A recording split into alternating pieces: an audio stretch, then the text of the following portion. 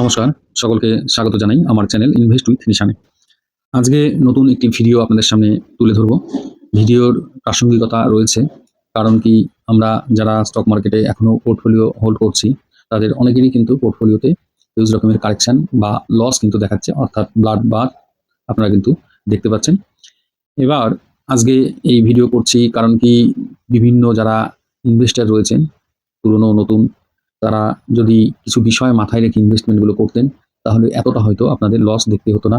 সেই জন্য যারা লং টার্ম ইনভেস্টমেন্ট জার্নি করতে চান বা যারা ওয়েলথ ক্রিয়েশনের রাস্তায় হাঁটতে চান, তাদেরকে কিছু ইন্ডিকেটর আমি নিয়ে আলোচনা করব তাদের সামনে।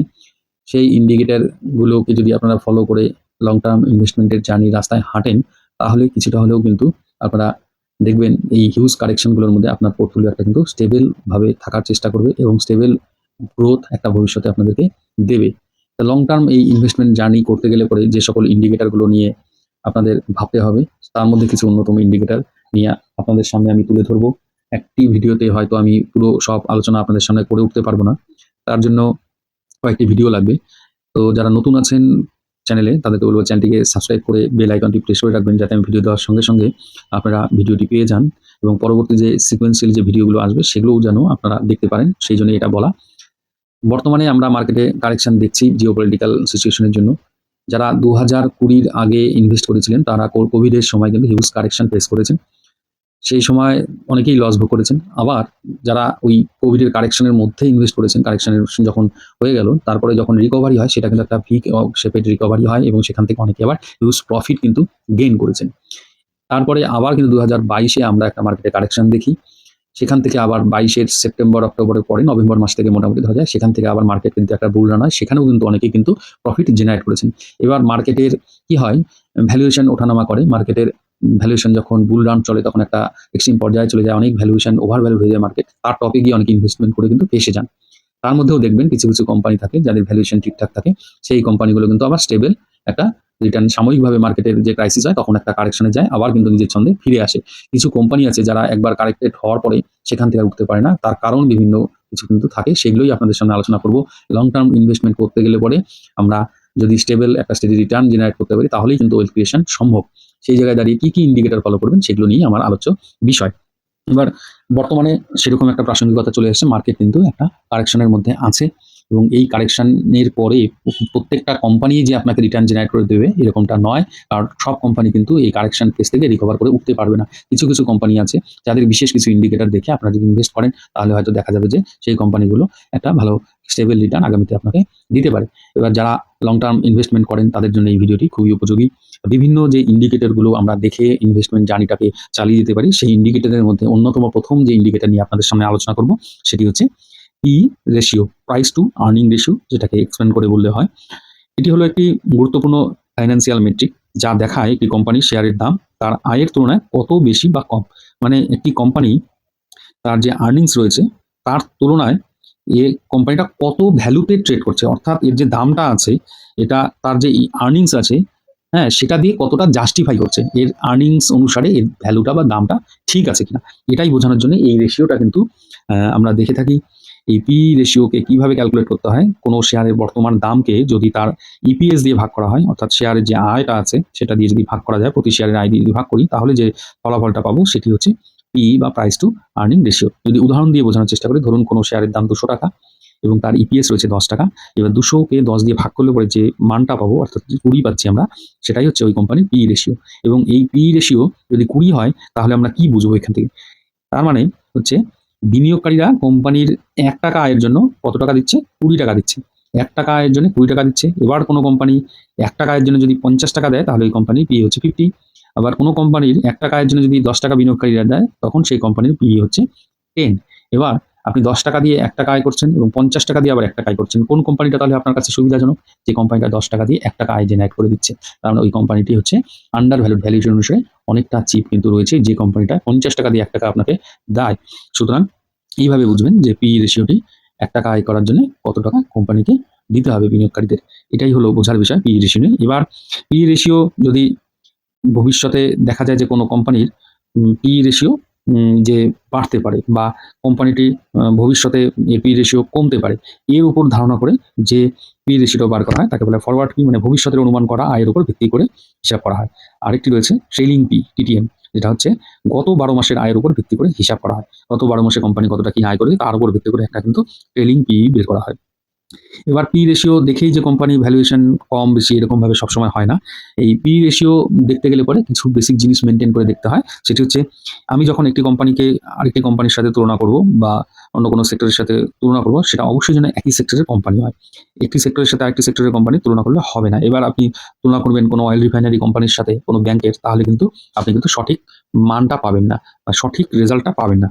আরেকটি জিনিস, সেটা হলো পি দেখে শুধু ইনভেস্টমেন্টের সিদ্ধান্ত নেওয়া যায় না। যার জন্য এই ভিডিওটি কিন্তু সিকোয়েন্সিয়ালি চলবে এবং অন্যান্য যে ইন্ডিকেটরগুলো আছে সেগুলো আপনাদের সামনে তুলে ধরবো ক্রমান্বয়ে। কারণ কি, এই পি দেখে আপনি ইনভেস্টমেন্ট করতে শুরু করে দেন তাহলে কিন্তু বোকামি হবে। কারণ কি, এর সাথে আরো কিছু ইন্ডিকেটর আছে যেগুলো দেখতে হবে। এবার যদি আমরা ভারতের কোনো একটি জনপ্রিয় কোম্পানিকে যদি আমরা বেছে নিই, তার মধ্যে ধরুন আমরা রিলায়েন্স বেছে নিলাম। রিলায়েন্স ইন্ডাস্ট্রিজ আপনারা সকলেই জানেন, ভারতবর্ষের বড় কোম্পানি। এবার এর যে বর্তমান পি আছে TTM basis, trailing 12 month basis যদি দেখি, তাহলে হলো 21.8 থেকে 22.6 এর মধ্যে, এবং ফরওয়ার্ড পি ফিউচারে যেটা কথা বলেছিলাম ভবিষ্যতে আয় ব্যয়ের উপর, সেটা দেখাচ্ছে 21.5 থেকে 22.7। মোটামুটি ধরে নেওয়া যায় যে হলো পি হচ্ছে 22। তার মানে হচ্ছিল এই কোম্পানি ৳1 আয়ের জন্য বিনিয়োগকারীরা কত টাকা দিতে হচ্ছে, ৳22 দিতে রাজি আছে। পি রেশিও আপনি দেখে নিলেন যে ৳22, এর 22 পি, তার মানে আপনি রাজি হয়ে গেলেন যদি ইনভেস্ট করেন যে এর ৳1 আয়ে আমি ৳22 দিতে রাজি আছি, স্টক আমি কিনে নিলাম, ইনভেস্ট করলাম, এরকম ব্যাপার। এবার আমরা সাধারণত ধরে নিই যে মডারেট বা ফেয়ার ভ্যালুয়েশন বলতে যেটা বুঝি সেটা হচ্ছে 25 এর মধ্যে, অর্থাৎ 15 থেকে 25 এর মধ্যে মোটামুটি একটা যদি পি থাকে কোনো কোম্পানি, তাকে আমরা ফেয়ারলি ভ্যালুড কোম্পানি বলি। এই রিলায়েন্স যে রেঞ্জের মধ্যে ট্রেড করছে, তাহলে রিলায়েন্সকে দেখে বোঝা যাচ্ছে রিলায়েন্স একটা ফেয়ারলি ভ্যালুড কোম্পানি। এবার রিলায়েন্সের যদি 23, 24, 25 এর ডাটাগুলো আমরা দেখি, 23 সালে কিন্তু 12 ছিল পি, 24 সালে 15 থেকে 17 এর মধ্যে ট্রেড করছিল, এবং 25, 26 দেখা যাচ্ছে 20 থেকে 22 এর মধ্যে আছে। অর্থাৎ ভ্যালুয়েশন ধীরে ধীরে বেড়েছে। অর্থাৎ কোম্পানিতে যারা ইনভেস্ট করছেন, আগে ৳12 ইনভেস্ট করে ৳1 পেতেন, এখন কিন্তু এক্সিস্টিং যেটা দেখা যাচ্ছে সেটাতে ৳22 ইনভেস্ট করে ৳1 পাচ্ছেন। অর্থাৎ কোম্পানির পি কিন্তু এক্সপ্যান্ড হয়েছে। এর থেকে কিছু নেগেটিভ পজিটিভ ধারণা করা যায়। পজিটিভ দিক যদি দেখি তাহলে বলব যে কোম্পানিতে ডিমান্ড রয়েছে, স্টেবল লার্জ ক্যাপ কোম্পানি, এটি একটি লং টার্ম গ্রোথ পোটেনশিয়াল রয়েছে, মার্কেট তাকে ভ্যালুয়েশন দিচ্ছে। মার্কেটের যারা ইনভেস্টর তারা চাচ্ছে যে ৳22 দিয়ে আমি ৳1 আয় করবো, কারণ কি এর আরও ভবিষ্যতে এক্সপানশন হবে, কারণ কি এই কোম্পানিটা একটি কংগ্লোমারেট কোম্পানি। এই যে ভ্যালুয়েশনটা এটাকে জাস্টিফাই করে, কারণ কি এই কোম্পানিতে আমরা কি জানি, অয়েল রিফাইনারি রয়েছে, অয়েল মার্কেটিং রয়েছে, এদের টেলিকম বিজনেস রয়েছে, রিটেল রয়েছে, এনার্জি, সব কিছু কিন্তু এদের একই ছত্রছায়া, একই ছাতার নিচে কিন্তু চলে। অর্থাৎ কংগ্লোমারেট কোম্পানি, একই কোম্পানির বিভিন্ন ধরনের বিজনেস, সেই জায়গায় দাঁড়িয়ে কোম্পানিটাকে মনে হয় যে ফেয়ারলি ভ্যালুড রয়েছে, এবং কোম্পানি খুব সস্তাও আবার নয়, আবার খুব বেশি দামিও নয়। Fairly value to slightly premium, যেহেতু মার্কেট দিচ্ছে, কারণ কি এর যে বিজনেসের ধরন এবং যা গ্রোথ রয়েছে, আপনারা দেখুন যে এদের যে টেলিকম বিজনেস রয়েছে, জিও, যে আমরা ইউজ করি, জিও টেলিকমিউনিকেশনের যে সিম ব্যবহার করি, সেখানে কিন্তু দেখা যাচ্ছে দিনে দিনে কাস্টমারের সংখ্যা বাড়ছে, এবং এয়ারটেলকে ছাপিয়ে এখন 1 নম্বর ভারতবর্ষের কোম্পানি, সুতরাং গ্রোথ আছে। এবং রিলায়েন্সের যে রিটেল বিজনেস, যে গ্রসারি বিজনেস, হোম ডেলিভারি, আপনি দেখবেন ওই অল্প টাকায় আপনারা কিছু জিনিস অর্ডার দেবেন, বাড়িতে এসে দিয়ে যাবে, উইদাউট কোনো যে শিপিং চার্জেস প্রয়োজন হয় না। সুতরাং এই কোম্পানির মধ্যে একটা গ্রোথ কিন্তু আমরা আগামীতে লক্ষ্য করছি। সেই জায়গায় এর যা ভ্যালুয়েশন মার্কেট দিচ্ছে ঠিকঠাকই মনে হচ্ছে। এবার আরও যদি ভালোভাবে আমরা তুলনা করি, এবার এই কোম্পানিটি যেহেতু বিভিন্ন সেক্টরে কাজ করে, সুতরাং এই কোম্পানিকে তুলনা করতে গেলে অনেকগুলো সেক্টরের সাথে একে তুলনা করতে হয়। এবার যদি আমরা প্রথমে যদি অয়েল মার্কেটিং যে কোম্পানি বা আপস্ট্রিম যে কোম্পানি, অয়েল রিফাইনারি বা কোম্পানি আছে যেমন ওএনজিসির সাথে যদি আমরা কম্পেয়ার করি, অয়েল প্রডিউসার যদি ওএনজিসিকে ধরি, তার বি দেখা যাবে 9.2। সেই হিসাবে যদি রিলায়েন্সের পি যদি 22 বা 24 হয়, তাহলে রিলায়েন্স এর পি ওই একই সেক্টরের সাথে যদি তুলনা করি, তাহলে কিন্তু রিলায়েন্সের পি বেশি দেখা যাচ্ছে। সেখানে কিন্তু রিলায়েন্সের তুলনায় ওএনজিসি অনেক চিপ ভ্যালু। এবার রিফাইনিং এবং মার্কেটিং যে কোম্পানি রয়েছে বিপিসিএল, এর সাথে যদি তুলনা করি, বিপিসিএল এর পি 5.6, সেখানে রিলায়েন্সের পি হচ্ছে 22, সেখানে দেখা যাচ্ছে ভেরি চিপ হচ্ছে আমার বিপিসিএল। এবং ইন্ডিয়ান অয়েল মার্কেটিং এ যদি দেখি, যারা রিফাইনিং ও মার্কেটিং কাজ করে, ইন্ডিয়ান অয়েল কর্পোরেশন লিমিটেড, তারও পি 9 টু 10 এর মধ্যে, সেখানেও রিলায়েন্স কিন্তু পিছিয়ে আছে। এবার এই অয়েল মার্কেটিং সেক্টরের বা অয়েল রিফাইনারি সেক্টরের দিক থেকে যদি বলা যায়, তাহলে কিন্তু রিলায়েন্স কিন্তু অনেক পিছিয়ে রয়েছে। সেইভাবে যদি আমরা যদি চিপেস্ট খুঁজি, ওই যদি ভ্যালুয়েশন ওয়াইজ আমরা রিফাইনারি এবং মার্কেটিং কোম্পানির সাথে তুলনা করি, তাহলে চিপেস্ট দেখা যাচ্ছে যে বিপিসিএল, তারপরে ওএনজিসি, তারপরে ইন্ডিয়ান অয়েল, তারপরে কিন্তু রিলায়েন্সের স্থান হচ্ছে। এবার আমরা যে রিলায়েন্সের সাথে যে কয়টি কোম্পানিকে তুলনা করলাম, এই কোম্পানিগুলো কিন্তু সিক্লিক্যাল কোম্পানি, অর্থাৎ এরা আমার বছরের বিভিন্ন সময় দেখবে উঠে যাচ্ছে, আবার নেমে যাচ্ছে এদের প্রাইসে। আবার এদের মধ্যে একটা কি পজিটিভ দিক হচ্ছে, এটা কিন্তু হাইলি ডিভিডেন্ড পেইং কোম্পানি। এবার যদি আপনার ইনভেস্টমেন্টের ইচ্ছে থাকে যে আমি এই যে সাইক্লিক্যাল কোম্পানি, এর যে বটমে আমি ইনভেস্ট করবো, নিচে যখন নামবে তখন ইনভেস্ট করবো, আবার যখন উপরে উঠবে, মানে সুইং টাইপের যদি ট্রেড করেন, তখন অবশ্যই রিলায়েন্স থেকে এই কোম্পানিগুলো ভালো। এবং যদি আরও ইচ্ছে করে যে আমি ডিভিডেন্ড চাইবো, তার সাথে সাথে প্রাইস অ্যাপ্রিসিয়েশন চাইবো, তাহলে তো অবশ্যই বিপিসিএল, আইসিএল সিক্লিক্যাল প্লাস হলো ডিভিডেন্ড পেইং কোম্পানি হিসেবে আপনি চুজ করতেই পারেন। এবার যদি আপনি চান লোয়ার রিস্ক এবং লোয়ার ভোলাটিলিটি এবং স্টেডি স্টেবল গ্রোথ, তাহলে কিন্তু রিলায়েন্স আপনার ১ নম্বর অপশন হয়ে যাচ্ছে। সুতরাং আপনার চিন্তাভাবনা কী ধরনের investment journey, long term swing, তার উপর ডিপেন্ড করে কিন্তু কোম্পানিগুলো কম্পেয়ার করে চুজ করতে হবে। এবার সবসময় মাথায় রাখবেন, যে কোনো কোম্পানির যদি পিই কম থাকে তাহলে ভবিষ্যতে পিই এক্সপেনশন করার চান্স থাকে, এবং রিলায়েন্স যেহেতু বিভিন্ন ধরনের বিজনেস করে, কংগ্লোমারেট কোম্পানি, এখানে কিন্তু একটা ডিমার্জার হওয়া এবং ভ্যালু আনলকিং এর ব্যাপার কিন্তু আগামীতে থাকবে। সুতরাং এখান থেকে দেখা গেল আরও ২টো ৪টে কোম্পানি বেরিয়ে গেল, যেমন রিলায়েন্স থেকে কিছুদিন আগে জিও ফিন্যান্স বেরিয়ে গেছে। সেখানে ডিমার্জার হওয়ার পরে একটা ভ্যালু আনলকিং হয়েছে, প্রত্যেকে রিলায়েন্সের একটি শেয়ার পিছু কিন্তু জিও ফিনান্সিয়ালের শেয়ার পেয়েছেন, এবং তারপরে কিন্তু একটা জিও ফিন্যান্সের মধ্যে হিউজ জাম্প দেখেছে, সেখান থেকে যারা প্রফিট বুকিং করেছেন তারা লাভবান হয়েছেন। এবং এই ধরনের অপরচুনিটিগুলো থাকতেই পারে কংগ্লোমারেট কোম্পানিতে। এবার আপনার দৃষ্টিভঙ্গি আগে ঠিক করতে হবে, আপনি ডিভিডেন্ড পেইং স্টক চাচ্ছেন, নাকি আপনার স্টেবল স্টেডি লং টার্ম একটা ১০-১৫ বছরের জার্নি নিয়ে চলবেন এমন কোনো একটা স্টেবল স্টক চাচ্ছেন। এই সকল দৃষ্টিভঙ্গির ওপর এবং স্ট্র্যাটেজির উপর ভিত্তি করে কিন্তু আপনাকে স্টক চুজ করতে হবে।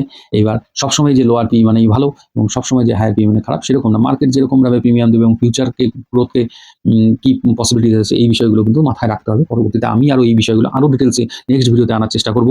তো আজকে যেটুকু আমার বিষয়বস্তু ছিল যে পি রেশিও, সেটুকু আশা করি আপনাদের সামনে একটু হলেও বোঝাতে পেরেছি এবং উদাহরণ তুলনা করে একটু বোঝানোর চেষ্টা করলাম।